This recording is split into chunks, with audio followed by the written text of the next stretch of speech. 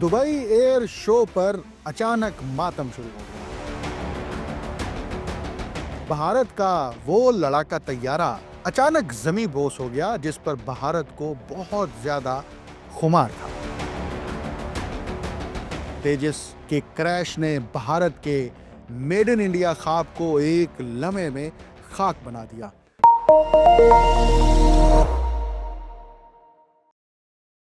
आप देख रहे हैं untold story with doctor Akmal Soomro.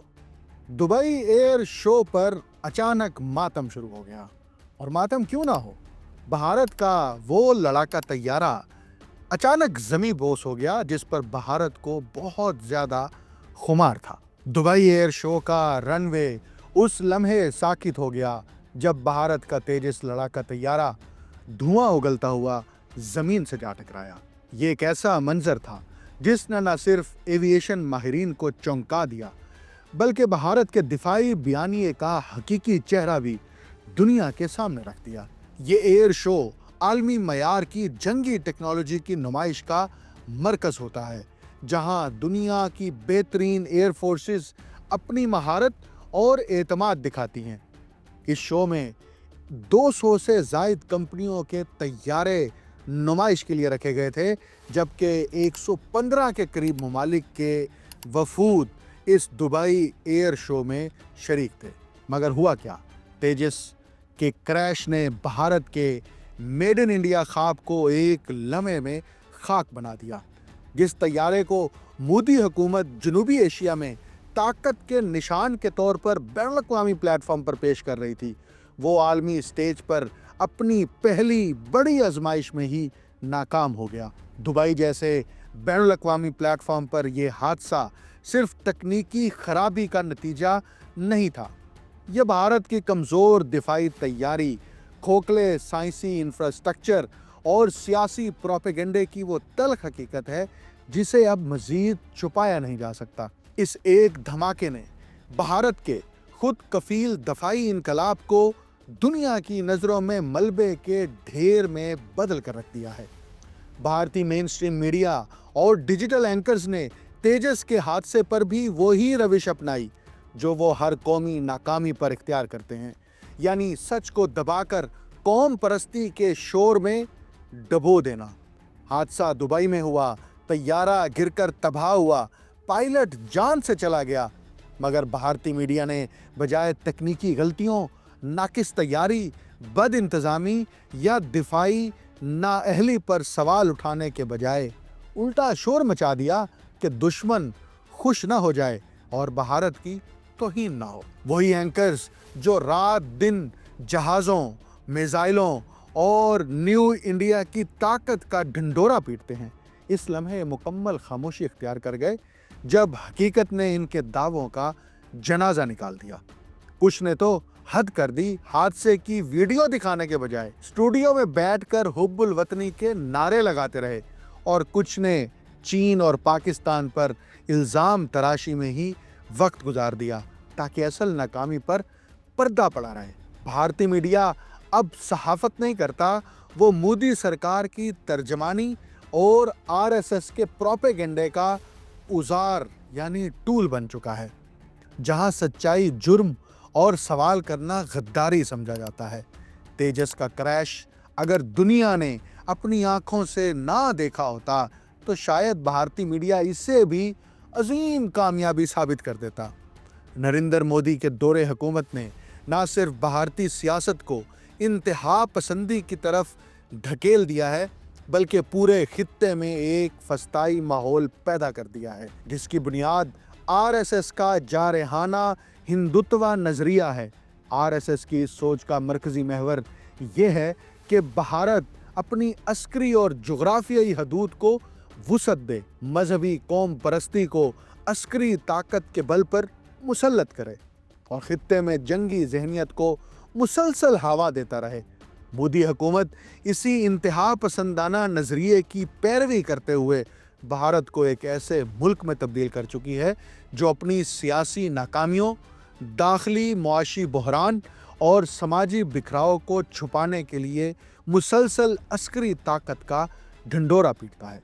इस जहरियत का सबसे खतरनाक पहलू ये है कि भारत اپنی کمزور عسکری صلاحیت کے باوجود خطے میں طاقت کا تاثر قائم کرنے کے لیے ہتھیاروں کی دوڑ میں شامل ہوا، جس کا نتیجہ آج دبئی ایئر شو میں تیجس کے کریش جیسے واقعات کی شکل میں سامنے آیا ہے۔ یہ وہ حادثہ ہے جس نے مودی کی فسطائیت کے اس دعوے کا بھانڈا پھوڑ دیا کہ بھارت کسی نئے سنہری دفاعی دور میں داخل ہو چکا ہے۔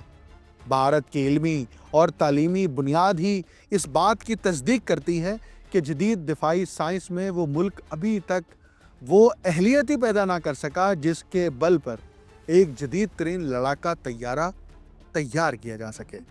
کاغذ پر بھارت دنیا کی بڑی جمہوریت، بڑی معیشت اور ابھرتی ہوئی طاقت دکھائی دیتا ہے، مگر اس کے انجینئرنگ ادارے، ریسرچ لیبز اور تکنیکی ڈھانچے کا عملی حال کچھ اور ہے۔ بھارت کا ایرو اسپیس ریسرچ ماڈل بنیادی طور پر مغرب کے سہارے پر کھڑا ہے۔ جدید composite material, stage thrust technology اور جدید جنگی سسٹمز وہ شعبے ہیں جن میں بھارتی ادارے اب بھی درآمدات پر انحصار کرتے ہیں۔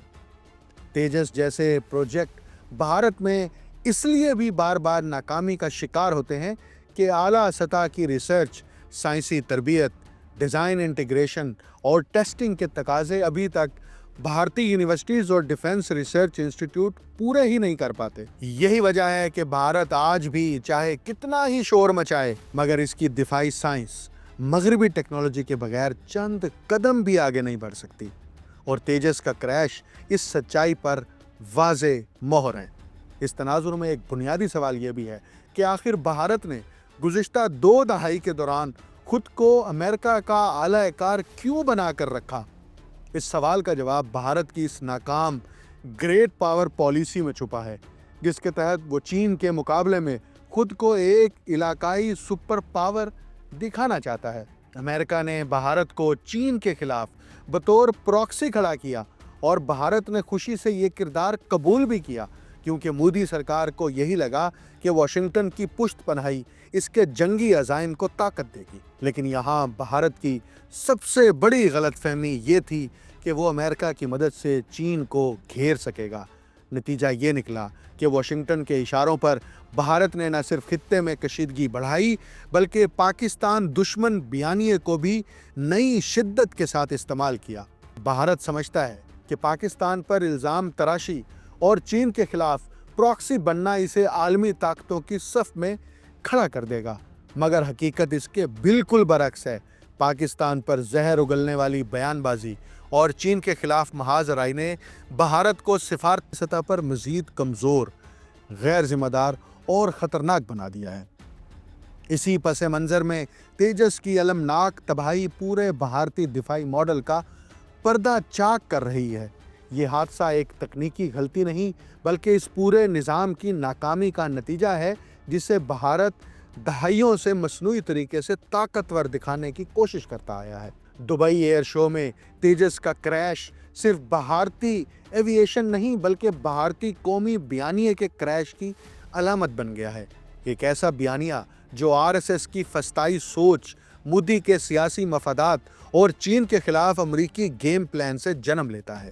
بھارت یہ تاثر دینا چاہتا تھا کہ وہ خود کفیل، جدید اور مکمل طور پر عظیم بھارت یعنی گریٹ انڈیا کے خواب کے قریب ہے، مگر تیجس کے ملبے میں دب کر یہ تاثر وہیں ختم ہو گیا۔ دبئی میں ہونے والا یہ حادثہ بھارت کے لیے صرف ایک فضائی سانحہ نہیں، بلکہ سیکیورٹی، سائنسی استعداد، یادداشت، تربیت، ٹیکنالوجی اور سیاسی بیانیے سب کی ناکامی کا ایک ہی لمحہ ہے۔ خطرناک بات یہ ہے کہ بھارت اس تباہی کے بعد بھی غلطی تسلیم کرنے کے لیے تیار نہیں لگ رہا، بلکہ وہی پرانا فسطائی نعرہ دہرا رہا ہے کہ ہم خود کفیل ہیں، ہم نے دنیا کو دکھا دیا ہے، ہم ابھرتی ہوئی طاقت ہیں۔ حقیقت اس کے برعکس ہے۔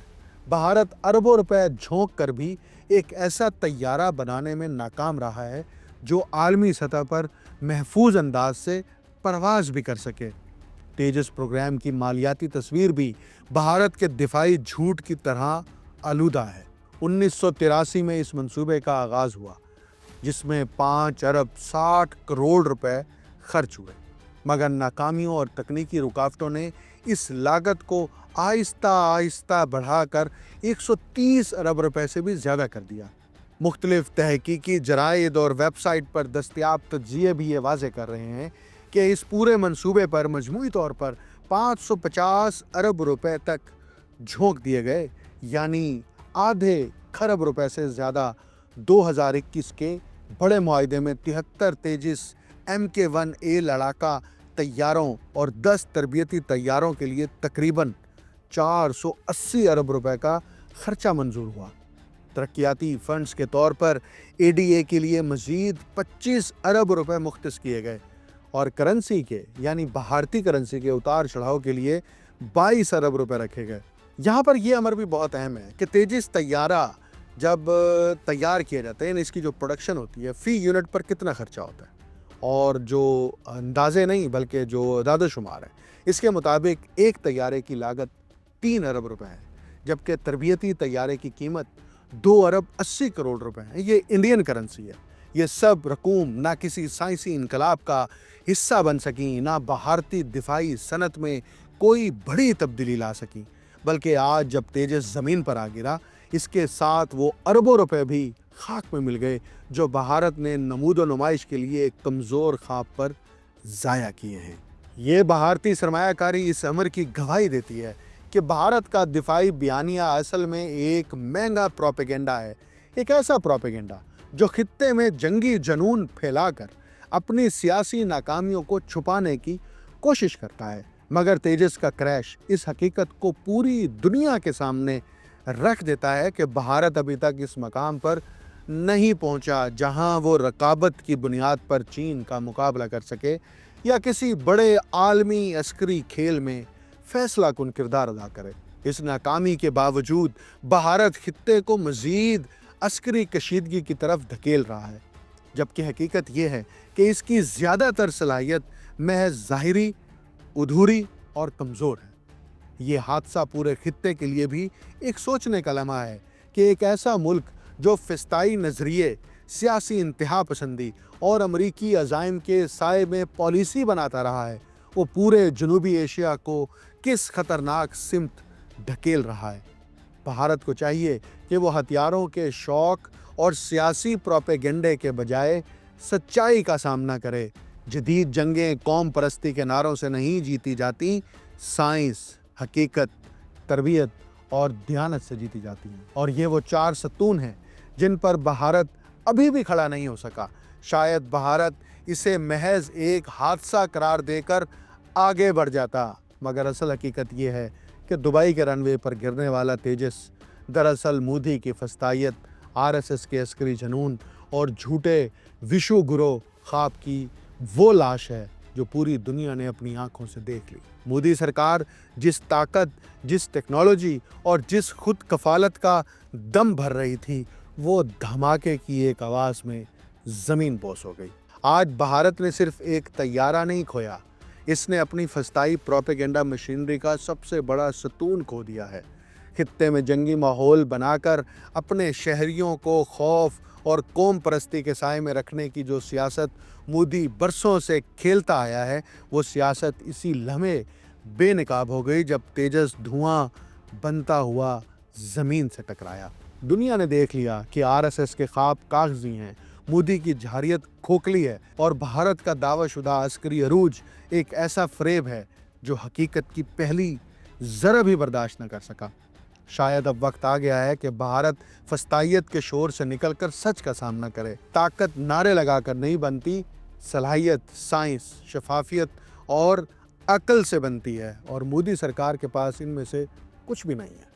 अगर भारत जंगी जुनून, असले की दौड़ और फस्ताई कौम परस्ती के नारों में उलझने के बजाय अपने अवाम की गुर्बत, भूख, तालीम, सेहत और बुनियादी इंसानी हकूक़ पर तवज्जो दे, तो न सिर्फ इसके अंदरूनी ज़ख़म भर सकते हैं, बल्कि पूरा जनूबी एशिया एक नए दौर के अमल में दाखिल हो सकता है। भारत की 1.5 अरब आबादी का एक बड़ा हिस्सा आज भी साफ़ पानी, इलाज, मयारी तालीम और रिहाइश जैसी बुनियादी ज़रूरतों से महरूम है।